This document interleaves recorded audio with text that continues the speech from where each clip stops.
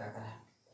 दूसरा number question है क्रमशः 6 सेंटीमीटर, 8 सेंटीमीटर और 10 सेंटीमीटर त्रिज्या वाले धातु के 3 ठोस गोले को पिघलाकर एक बड़ा गोला बनाया जाता है।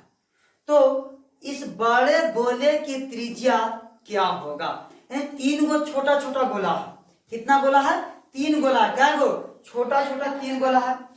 एक गोला इस तरह से जिसकी त्रिज्या 6 सेंटीमीटर, एक इससे बड़ा है, इसकी त्रिज्या 8 सेंटीमीटर, और एक इससे भी बड़ा है, इसकी त्रिज्या कितना है? 10 सेंटीमीटर है। अब तीनों गोले को क्या कर दिया जा रहा है? पिघला दिया जा रहा है। क्या कह रहा है? पिघला करके और एक बड़ा गोला बनाया जा रहा है। क्या कह रहा है? एक बड़ा गोला बनाया जा रहा है और पूछ रहा है कि इस गोला की त्रिज्या क्या होगा। यानी कि इस गोले की त्रिज्या पूछ रहा है कि इस गोले की त्रिज्या क्या होगा। देखो अब तीनों गोला को बारी बारी से पिघलाना है तो बारी बारी से आयतन निकालेंगे। एक के बार में निकाल लेते हैं। कैसे? 3 से कैसे गुना करेंगे? तीनों बराबर है?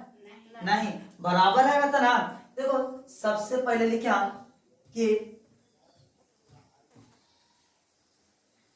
6 सेंटीमीटर 6 सेंटीमीटर, 8 सेंटीमीटर तथा 10 सेंटीमीटर त्रिज्या वाले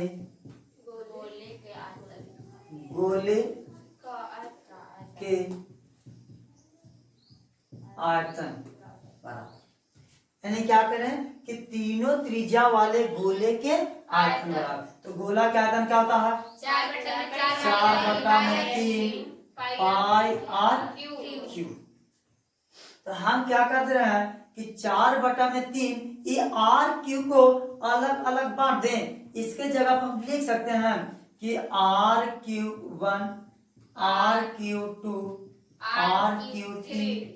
कोई दिक्कत? कहा गया कि 3 को त्रिज्या दे दिया है तो हम एक के बारे में निकालते हैं। तो बैठा था कि 4/3 पाई के, पाई छोड़ दो, इंटू आर कितना पहला के 6 के क्यूब प्लस में 8 का क्यूब प्लस में 10 का क्यूब। तो 4/3 पाई के पाई। अब 6 के क्यूब करो कितना होगा? तो 6 के 6 36 और 36 6 का होता है 216। 6 का क्यूब कितना? 216। 8 का क्यूब 512 और 10 का क्यूब हो जाएगा 1000। इन सब को जोड़ो तो कितना है? 4/3 पाई इंटू 6 2 8, 0 में 5 2 2 2 1 3 1 1 2 5 2 7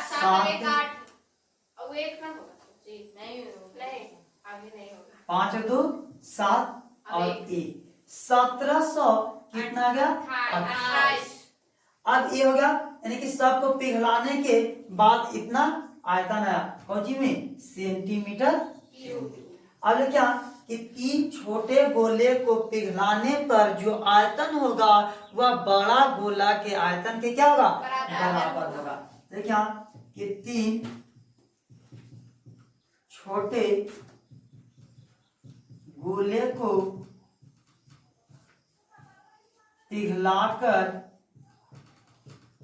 बड़ा गोला बनाने पर।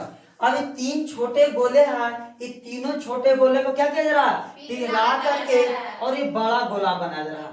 तो तीनों गोला के आयतन क्या हो जाएगा बाबू? बराबर। यानी तीनों पिघला करके आयतन बराबर होगा बड़ा गोला के आयतन के। यानी क्या कि बड़ा गोला के आयतन बराबर होगा बड़ा गोला के 3 छोटे गोले के आयतन के। तो बड़ा गोला के आयतन 4/3 पाई आर क्यूब बराबर छोटा गोला के आयतन कितना रहा? 4/3 पाई गुना 1728।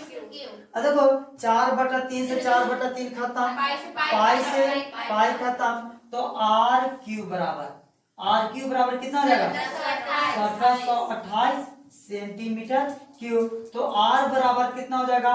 इधर बाबू रूट में ध्यान में हो जाएगा 1728। यह किसका क्यूब होता है? 12 के नहीं 12 का नहीं। देखो निकाल लो, इधर निकालते हैं तो गुणांकन में से 1728 2 से 8 दूना 16 6 दूना 12 4 दूना 8 2 से 4 दूना 8 3 दूना 6 2 से 2 दूना के 4 2 एकम 2 6 दूना 12 2 से 2 एकम 2 2 एकम 2 0 8 दूना 16 2 से 5 दूना 10 54 2 से 27 3 से 9 3 से 3। देखो 3 को जोड़ा लगा लग गया तो कितना हो गया? तो यानी कि 2 गुना 3 तो किसका हो गया? 12 के। यानी कि आर बराबर कितना हो गया? तो आर बराबर हो गया 12 सेंटीमीटर क्यूब है।